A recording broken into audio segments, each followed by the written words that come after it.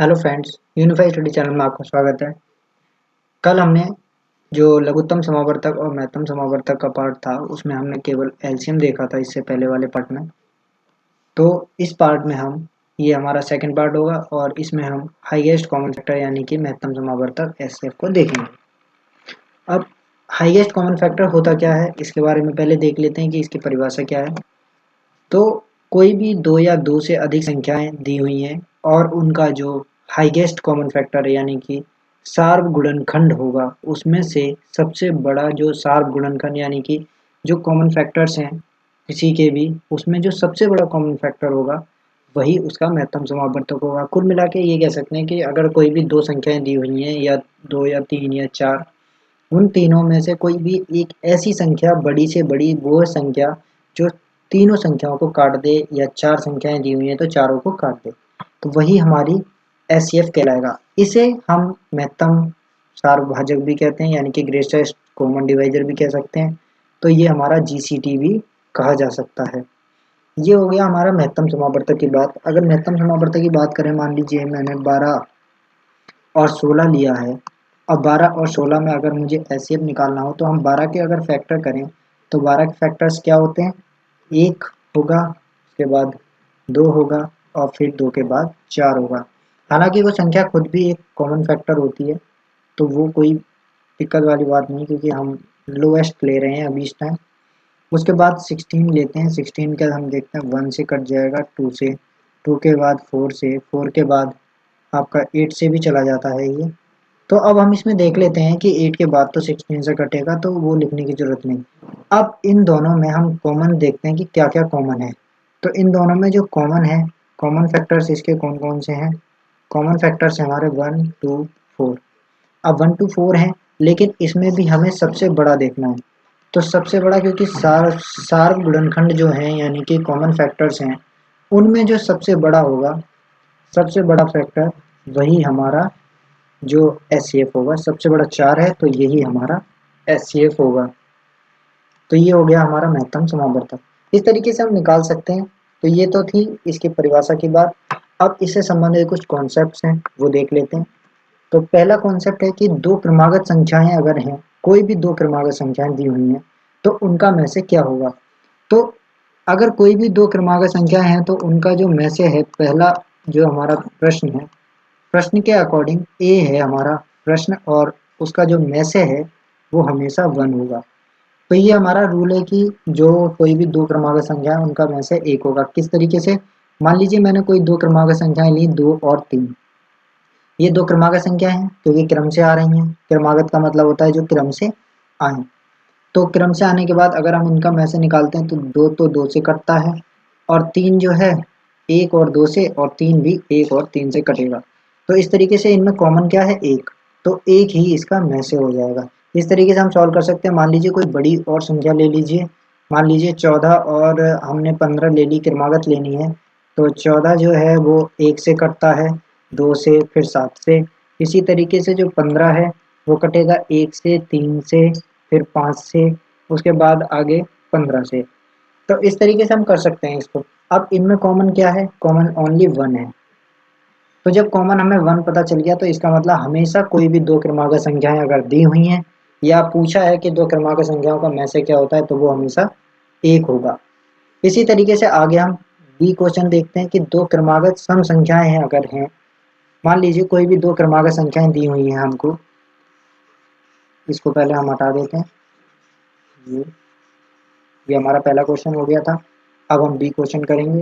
तो B question के लिए हमें, अब हम देखते हैं कि जो बी क्वेश्चन है, बी क्वेश्चन में दिया है दो क्रमागत सम संख्याएं अगर हैं तो उनका में से क्या होगा। तो हमेशा ये चीज याद रखनी है कि दो क्रमागत सम संख्याएं अगर हैं, सम संख्याएं, तो उनका में से हमेशा 2 होगा।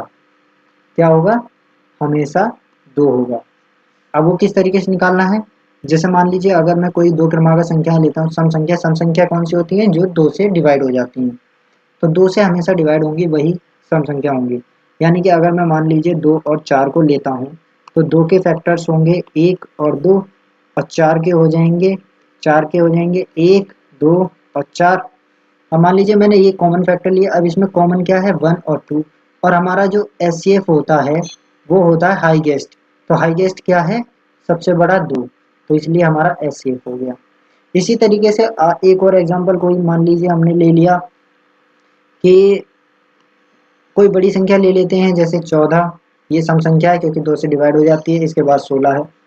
तो 14 और 16 जो हमारी वो कॉमन फैक्टर है। तो 14 को हम किस तरीके से फैक्टर ले सकते हैं? 1 2, उसके बाद 7 आता है, उसके बाद 14 आ जाएगा। इसी तरीके से 16 का अगर हम लेते हैं तो कॉमन फैक्टर्स क्या है? 1 2, 2 के बाद 4, 4 के बाद हमारा 8, 8 के बाद 16। तो इस तरीके से हमारे ये कॉमन फैक्टर हो गए। अब इसमें कॉमन क्या है? कॉमन हम देखते हैं कि 1 और 2 कॉमन है, ये हमारे कॉमन फैक्टर है। इसमें कॉमन फैक्टर क्या है? 1 और 2। अब कॉमन फैक्टर हो गए, इसमें से भी हमें हाईएस्ट लेना है, तो हाईएस्ट कॉमन फैक्टर क्या है? 2। तो ये हमारा हाईएस्ट कॉमन फैक्टर है। तो इस तरीके से हम क्रमागत सम संख्याओं का भी निकाल सकते हैं। अब हमारा ए और बी पता चल गया कि दो क्रमागत सम संख्याओं का में से एक होता है, दो क्रमागत सम संख्याओं का में से दो होता है। इसी तरीके से अब हम दो क्रमागत विषम संख्याओं का निकाल लेते हैं। क्रमागत का मतलब हम पहले ही समझ चुके हैं कि क्रमागत का मतलब है जो क्रम से हो संख्याएं सारी की सारी। तो वो क्रम से होंगी तो उनका में से वैसे भी उन्हीं के अकॉर्डिंग निकलेगा। अगर सम संख्याएं हैं तो 2 और विषम संख्याएं हैं तो 1 निकलेगा। अब आगे हम दो क्रमागत विषम संख्याओं की बात कर लेते हैं कि दो क्रमागत अगर विषम संख्याओं का में से कितना होगा। तो इस तरीके से हम निकालते हैं। मान लीजिए दो क्रमागत विषम संख्याएं हैं, ये सी है। वैसे दो क्रमागत की ये चीज़ हमेशा याद रखनी है कि दो क्रमागत अगर विषम संख्याएं दी हुई हैं हमें या पूछा है, डायरेक्ट क्वेश्चन में भी पूछ लेते हैं कि दो क्रमागत विषम संख्याओं का में से क्या होगा। तो दो क्रमागत विषम संख्याओं का में से जो है वो हमेशा 1 होगा। कितना होगा? 1। अब इसको हम सॉल्व करके भी देख लेते हैं। मान लीजिए हमने कोई विषम संख्याएं वो होती हैं जो स्वयं से और 1 से कटती हों या फिर 2 या 2 से 3 से कट जाती हैं, लेकिन वो प्रॉपर 2 से नहीं कटेंगी, वो विषम संख्याएं होगी। तो 2 से जो डिवाइड हो जाती है वो सम संख्या है, उन्हें हटाने के बाद। तो अगर 3 हमारी विषम संख्या है और 5, अब हम 3 के खंड कर लेते हैं फैक्टर, तो 1 और 3 आता है। इसी तरीके से 5 के करेंगे तो 1 और 5 आता है। अब इनमें कॉमन क्या है? कॉमन तो सिर्फ 1 है, तो इसलिए में से भी 1 ही हो जाएगा। इसी तरीके से कोई बड़ी संख्या ले लीजिए। मान लीजिए हमने लिया 15 और 17, क्योंकि ये विषम संख्याएं हैं तो 15 के खंड होते हैं यानी कि फैक्टर 1 3 5 15, और 17 के क्या है? 1 और 17। तो ये 17 जो है वो और किसी से नहीं करता है, तो इसलिए अब इसमें कॉमन क्या है? कॉमन हम देखते हैं 1, तो में से भी हमारा या HCF हम कह सकते हैं 1 ही होगा। तो इस तरीके से हमें पता चल जाता है कि दो क्रमागत सम संख्या, अगर दो क्रमागत सम संख्याओं का पूछा हो तो 2 आएगा, दो क्रमागत विषम संख्याओं और दो क्रमागत संख्याओं का 1 हमेशा में से होगा। अब अगला चलते हैं नेक्स्ट। नेक्स्ट है, अगर हम एक कॉन्सेप्ट को समझ लेते हैं कि क्या जीरो किसी का में से हो सकता है। तो इस क्वेश्चन के अकॉर्डिंग ये दिया हुआ है कि अभाज्य गुणनखंड द्वारा दो सह अभाज्य संख्याएं हैं 4 और 15, इनका में से इस प्रकार ज्ञात किया गया है कि 4 के फैक्टर तो हैं 2 और 2 और 15 का है 3 और 5, लेकिन इन गुणनखंडों में कोई अभाज्य सार्व गुणनखंड यानी कि कॉमन फैक्टर नहीं है। इनमें जब कॉमन फैक्टर नहीं है इसलिए 4 और 15 का मैशय 0 है। क्या यह उत्तर सही है? अगर नहीं तो सही मासा क्या होगा? अब पहले ही हमने देखा है कि जब कोई किसी में कोई चीज़ कॉमन ना हो, कॉमन क्या है? इसमें जो 4 का फैक्टर दिया हुआ है वो 2 इंटू 2 करके दे रखा है, लेकिन क्या हम 1 नहीं लिख सकते इसको? और जो ये 15 है इसको हम क्या 1 इंटू 3 इंटू 5 नहीं लिख सकते? क्योंकि हमें ये चीज़ हमेशा याद दी गई है कि कोई भी अगर जिसमें कॉमन ना हो, अगर कॉमन नहीं है कुछ भी उभयनिष्ठ नहीं है या सार्व नहीं है, कॉमन नहीं है, तो उसका जो मासा होता है हमेशा 1 होता है। ये चीज़ हमें याद दिलाई गई है हमेशा। तो इस चीज़ के अकॉर्डिंग अगर हम इस उत्तर की बात करें तो में से 0 नहीं हो सकता।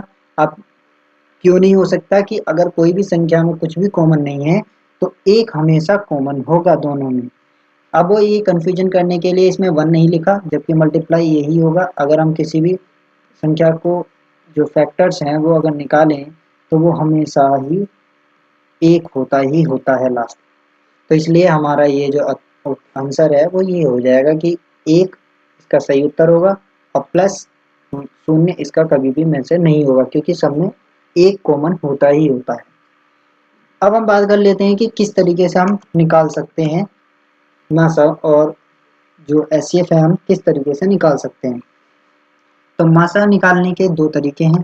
पहला, मासा निकालने के तरीके या एचसीएफ निकालने के तरीके 2 तरीके के हैं। निकालने के तरीके अगर हम बात करें, निकालने के तरीके 2 हैं। पहला होता है अभाज्य गुणनखंड के तौर पे, एक हम अभाज्य गुणनखंड से निकाल सकते हैं और दूसरा होता है भाग विधि से। तो पहले हम अभाज्य गुणनखंड विधि से देख लेते हैं कि अभाज्य गुणनखंड विधि से हम किस तरीके से निकाल सकते हैं। अब पहले हमने अभाज्य गुणनखंड विधि की बात की है, तो फर्स्ट अगर हम एग्जाम्पल के तौर पे ही निकालते हैं, क्योंकि एग्जाम्पल से अच्छा समझ आता है, तो एग्जाम्पल से कॉन्सेप्ट तक जा सकते हैं। तो अगर मान लीजिए मैं 8, 36 और 72 का मासा निकालना चाहता हूँ गुणनखंड विधि से, इसी का अब हम भाग विधि से भी निकालेंगे। तो हम प्राइम फैक्टर निकालेंगे। तो प्राइम फैक्टर इसके किस तरीके से, पहले ये 2 से डिवाइड हो सकता है, क्योंकि 8 जो है 2 से डिवाइड हो जाता है, 2 4 जा 8, इसके बाद 2 2 जा 4, फिर आता है 2 1 जा 2। जब तक 1 ना आ जाए तब तक हम इसके फैक्टर्स निकालते रहते हैं। आगे हम 36 के निकालेंगे। तो 2 18 जा, ये 18 बार, और 2 9 जा 18, 3 1 जा 3, 3 3 जा 9, तो 3 1 जा 3 और 3 3 जा 9, तो ये हो गया 3। इसी तरीके से 3 1 जा 3। अब हम 72 के निकाल लेते हैं। तो 72 के किस तरीके से, इसे 2 से डिवाइड कर सकते हैं कि लास्ट में 2 है, तो 36, और इसमें 6 लास्ट में है तो इसलिए 18, और ये आ गया हमारा 2 9 जा, इसके बाद आ गया 3 3 जा 9 और 3 1 जा 3। ये हमारे इसके फैक्टर्स हो गए।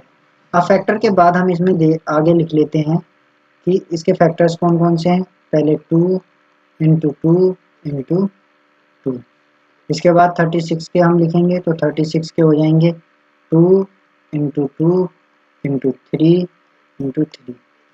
इसके बाद 72 के लिखेंगे, तो 72 के हो गए 2 इंटू 2 इंटू 2 इंटू 3 इंटू 3। ये हो गए हमारे अभाज्य गुणनखंड सबके। अब इसमें हम तीनों में कॉमन क्या देख रहे हैं, पहले तो एक जोड़ा ये बनता है, एक जोड़ा आपका ये बनता है, इसके बाद और कोई जोड़ा नहीं बन रहा, क्योंकि 3 जो है वो इसमें नहीं है और इसमें 2 एक जोड़ा नहीं बनेगा, इसलिए जो इसका एचसीएफ या मासा कहते हैं, मासा यानी कि एचसीएफ, वो हो जाएगा 2 इंटू 2। ये हो गया हमारा 4। तो ये हमारा मासा हो गया। तो ये तो है हमारी अभाज्य गुणनखंड विधि की, इसमें हम प्राइम फैक्टर्स निकालेंगे और प्राइम फैक्टर निकालने के बाद उनके जितने जोड़े बनेंगे वो तीनों में जो होने चाहिए जिसका जोड़ा बनेगा, तीनों में जोड़ा अगर है तो हमारा 4 आंसर आ जाएगा। अब नेक्स्ट हम भाग विधि की बात करें, क्योंकि भाग विधि से क्वेश्चन जो है वो काफ़ी तेज़ी से निकलता है, तो भाग विधि से और आसान तरीके से हो सकता है। तो दूसरा जो हमारा है वो है भाग विधि। अब हम भाग विधि से निकालेंगे मासा। तो भाग विधि में उसी एग्जांपल्स के तौर पे ले लेते हैं। मान लीजिए हमने 8, 36 और 72 का मासा निकालना है। अब इसमें क्या है कि भाग विधि के लिए हमें पहले 2 संख्याएं लेनी है और जो छोटी है उसे भाजक की जगह रखना है, और जो 36 है या जो बड़ी संख्या है उसे भाज्य में रखना है। तो भाज्य हमने ये लिया, इसको इससे डिवाइड कर देंगे। डिवाइड करने के बाद तो जिस संख्या से ये डिवाइड हुआ, ये 4 डिवाइड हुआ, तो ये 32 आया, यानी 4 बचा। अब ये जो शेषफल है, शेषफल जो आया है रिमाइंडर, उसको हम इसको डिवीजर बना देंगे, यानी कि भाज्य बना देंगे, इसको डिवाइडेंड बना देंगे, और ये हमारा डिवीजर हो गया। तो 4 या 8 ये हमारा इससे कट गया। अब जहाँ ये कट गया तो इसका मतलब है कि 8 और 36 का मासा यानी कि एचसीएफ क्या हो गया 4, क्योंकि लास्ट 4 बचा है इसलिए। तो अब जो इसका मासा आया है, तो इसलिए जो 4 और 72 है, इसका मासा और अगली जो थर्ड संख्या है उसका अब निकालेंगे मासा, यानी HCF निकालेंगे अब इसका हाईएस्ट कॉमन फैक्टर। अब 4 से हम 72 को डिवाइड करेंगे, तो जब 72 को डिवाइड करेंगे तो ये आ जाएगा 4 1 जा 4 और 3 32, 4 8 जा 32। अब ये इससे भी कट गया, इसका मतलब जो ये 4 है ये सबका मासा यानी कि HCF हो जाएगा। तो इसे किस तरीके से लिखेंगे लास्ट में, अब चूंकि 4 से ये डिवाइड हो गया तो इसलिए 8 36 और 72 का मासा या HCF कितना हो गया 4। ये हमारी काफ़ी अच्छी विधि रहती है क्योंकि इसमें हम पहली दो संख्याओं का निकाल लेंगे, फिर उसके बाद तीसरी संख्या का उस मासा जो पहली दो संख्याओं का मासा था उससे तीसरी संख्या को डिवाइड करेंगे। डिवाइड करने के बाद अगर पूरी पूरी कट जाती है और इसका जो मासा आएगा वही तीनों संख्याओं का मासा हो जाएगा। या अगर इसी तरीके से 4 संख्याएं हैं तो पहली 2 का मासा और फिर तीसरी का निकालेंगे, फिर तीसरी संख्या का जो मासा लास्ट में निकलेगा वही चौथी संख्या का मासा जो 3 संख्याओं तक निकल जाएगा उसके बाद उसका और चौथी संख्या का निकालेंगे, तो जो चौथी संख्या का मासा होगा वही प्रॉपर मासा हो जाएगा तीनों का HCF। तो ये हमारी दो विधि थी। अब इसके बाद हम आगे घातांकों का भी निकालेंगे कि घातांकों का किस तरीके से मासा निकाल सकते हैं। नेक्स्ट, घातांक का मासा किस तरीके से निकाल सकते हैं। तो घातांकों का HCF या मासा, तो फर्स्ट इसका रूल है कि जब घातें समान हो या आधार यानी कि बेस समान हो, सेम होगा ना जब, तब हम किस तरीके से निकाल सकते हैं। तो इसके लिए एग्जांपल ले लेते हैं कि 6 की पावर 3, 6 की पावर 4, 6 की पावर 5, 6 की पावर 7 और हमने ले ली पावर 6 की पावर 17। अब इसमें क्या है, जब आधार अगर समान है तो जो सबसे छोटी घात वाली संख्या है, सबसे छोटी घात वाली संख्या ही मासा या HCF होगा। ये हो गई हमारी मासा। तो इसमें सबसे छोटी घात वाली संख्या कौन सी है, 6 की पावर 3, तो यही हमारा मासा या HCF हो गया। तो ये इस तरीके से हम निकाल सकते हैं बहुत आसानी से कि जो सबसे छोटी संख्या है, क्योंकि हमने जब घातांक निकाले थे या LCM निकाला था तो LCM में हम क्या करते थे कि सबसे बड़ी पावर लेते थे, लेकिन जब हम HCF निकालेंगे तो सबसे छोटी पावर उसका हो जाएगा। इसका दूसरा रूल है कि जब आधार अगर समान ना हो और कोई भी कॉमन ना हो, आधार समान ना हो और कोई भी कॉमन ना हो, कोई भी कॉमन या ओवेनिस्ट ना हो,